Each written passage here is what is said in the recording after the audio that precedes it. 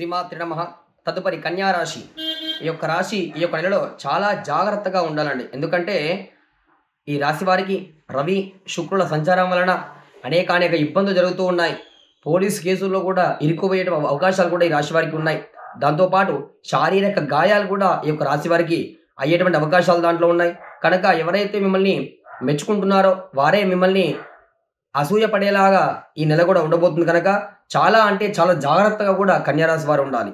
ఇందులోంచి మనం ఏ విధంగా ఉపశమనం పొందాలంటే దానికి ప్రాయశ్చిత్తంగా ఎవరైతే మనకి బుధుడి యొక్క అధిపతి విష్ణుమూర్తి కనుక పురుష సూక్తాన్ని కూడా 11 సార్లు కూడా ఒక బ్రాహ్మణుడు కూడా పిలిపించుకొని ఇంట్లో పారాయణ హోమం చేసుకున్నట్లయితే వారికి సస్యశ్యామలంగా ఉండబోతుంది. లేదు అది కూడా మాకు కుదరడం లేదు అంటే ఆర్థిక సమస్య వలన టీవీలో మనకి పురుష సూక్తం వస్తూ ఉంటుంది. అది కూడా పెట్టి 11 సార్లు కూడా నిత్యం ఉదయం స్నానం చేసిన తర్వాత వింటూ ఉండండి. మీకు ఖచ్చితంగా ఉపశమనం కలుగుతుంది.